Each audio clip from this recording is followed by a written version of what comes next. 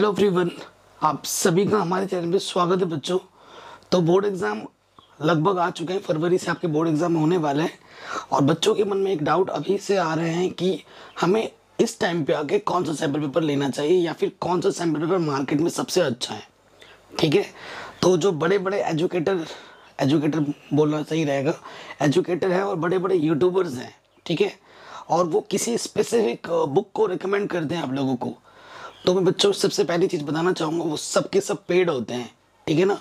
कोई भी अगर किसी एक वीडियो में आके कोई दो सैम्पल पेपर का नाम नहीं लेगा, वो एक ही सैम्पल पेपर का नाम लेगा और बोलेगा ये बेस्ट है, ये मेरी किताब है, मैंने बनाया है, ये है वो है, तो उनको बहुत सारे पैसे मिलते हैं।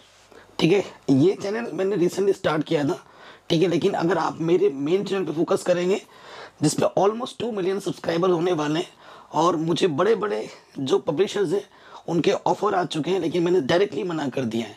मैंने कहा अगर वास्तव में अगर अच्छा होगा तो मैं बच्चों को रिकमेंड वैसे भी कर दूंगा, ठीक है, मुझे पैसे देने की ज़रूरत नहीं है। भगवान की दौर से अब बच्चों के प्यार से मैं इतना अर्न कर लेता हूँ कि मेरा घर बार चल सकता है। ठीक है, ये तो बात रही बाकी चीज़ों की। अब सैम्पल पेपर कौन सा बेस्ट है, तुम्हें कौन सा सैम्पल पेपर लेना चाहिए, ठीक है ना। देखो बेटा, भीड़ के पीछे कभी नहीं भागना चाहिए, ठीक है ना।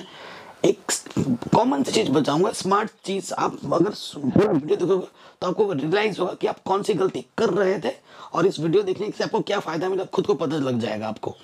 ठीक है, देखो बेटा, अगर आप कौन सा सैम्पल पेपर बाय करो तो बेटा मार्केट में बहुत सारे पब्लिशर्स हैं, ठीक है, बहुत सारे पब्लिशर्स हैं और कई जो टॉप जो बिकते हैं ना, उन्होंने अपना जो सैम्पल पेपर का प्राइस रखा वो ज़्यादा रख दिया है, बहुत ज़्यादा रख दिया है, मतलब जितना रखना चाहिए उससे डबल रख दिया है। मैं ये बोलना चाहूँगा बेटा, कोई भी सैम्पल पेपर आप XYZ पब्लिशर्स का खरीद रहे हैं तो वहाँ जाके सबसे पहले ये चेक करिए क्या वो सैम्पल पेपर लेटेस्ट जो CBSE ने अपना पैटर्न लॉन्च किया है, हर बार चेंज हो रहा है, ठीक है ना, उस पैटर्न पर है कि नहीं है। ठीक है, स्ट्रिक्टली उस पैटर्न पे होना चाहिए, पहली चीज़ तो आपको ये नोटिस करनी है, ठीक है, और उसमें कोई मिस्टेक्स वगैरह ना हो, ठीक है। थोड़ा बड़ा अगर उस आपने कोई सोच रखा है कि मैं इस पब्लिशर्स का खरीदूंगा, तो जिसने खरीद रखा है उससे थोड़ा बहुत पूछ लो कि भाई ये कैसा है, सारे क्वेश्चन ठीक है ना, प्रिंट सही है ना, क्वेश्चन में कुछ मिस्टेक्स वगैरह ना हो, ठीक है ना, फिर दिक्कत हो जाती है और सोल्यूशन वगैरह प्रॉपर होनी चाहिए। अब ये है कि आपके क्लास में 50 बच्चे हैं, 50 बच्चे पढ़ते हैं सपोज करो, और सब के सब जाके एक ही पब्लिशर, भाई तू कौन सा ला के लेके आए, भाई मैं एक्स की खरीद के लाया हूँ, मैं भी एक्स का खरीदने जा रहा हूँ आज, तो ये बेवकूफ़ी मत करना, ये सबसे बड़ी बेवकूफ़ी हो जाएगी आप लोगों के लिए। देखो बेटा, क्लास में 50 बच्चे हैं तो कोशिश करो कम से कम 4 से 5 टाइप के सैम्पल पेपर आप अलग अलग खरीदो। अगर सपोज करो आपके दोस्त लोगों का ग्रुप है, 5 लोगों का एक ग्रुप है, तो आप 5 एक ही सैम्पल पेपर मत खरीद लो, 3 से 4 टाइप के सैम्पल पेपर खरीदो या फिर 5 अलग अलग खरीदो। ठीक है, तुम एक्स का खरीद रहे हो, वो वाई का खरीद रहा है, वो जेड का खरीद रहा है, तुम उससे क्या होगा, number of questions different different देखने को मिल सकते हैं। और ये चीज़ 100% श्योर है कि 40 से 55 कंटेंट जो होता है ना, हर एक सैम्पल पेपर में तुम्हें कॉमन देखने को मिलेगा। ठीक है, हाँ, चाहे वो किसी भी सैम्पल पेपर खरीद लो, वो 40 से 45% कंटेंट सब में कॉमन मिलेगा। वो कंटेंट कॉमन कौन सा होगा, PYQ और NCERT। ठीक है, और थोड़े बड़े चीज ही वो अदल बदल करते हैं, वरना ना वो सब जो सैम्पल जो डाला जाता है प्रीवियस क्वेश्चन, NCERT एग्जाम्पलर, थोड़े मोड़े इधर उधर से बना बना के कर दिया जाता है।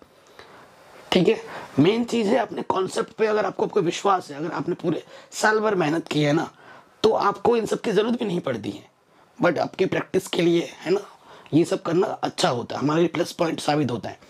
तो अगर प्रैक्टिस करनी है हमें, तो बेटा अगर आपके 5 लोगों का ग्रुप है तो आप अलग अलग 5 दोस्त खरीदना, ये नहीं कि आप 5 दोस्त के और एक ही कंपनी के उठा के लेके चले आए। ठीक है, ये चीज़ है। और किसी, देखो बेटा, अगर कोई एजुकेटर किसी एक पब्लिशर्स को बता रहा है तो उसको उसके पैसे मिले हैं, उसमें उसकी भी कोई गलती नहीं है, हर कोई इंसान कमाता है, उसकी फैमिली है, उसका पेट है। अगर मैं फ्यूचर में मैं भी कभी ऐसा वीडियो बनाता हूँ तो अगर मैं किसी एक बुक को रिकमेंड कर रहा हूँ तो मैंने भी पैसे लिए हैं, इसका मतलब ये है, चाहे कम लिए हैं या ज़्यादा लिए हैं, ये 100% ट्रू फैक्ट है बेटा। ठीक है, तो आपसे मैं यही कहूँगा आपके दोस्त के नाते, आपके बड़े भाई होने के नाते, कि आप एक पर्टिकुलर सैम्पल पेपर के पीछे ना जाए। ठीक है, 2 से 3 सैम्पल पेपर दोस्त मिलकर खरीदें, अलग अलग खरीदें और उनकी प्रैक्टिस करें। आपके पास फ़ोन होगा, व्हाट्सअप है, पीडीएफ बना के भेज सकते हो, खुद से भी प्रैक्टिस कर सकते हो।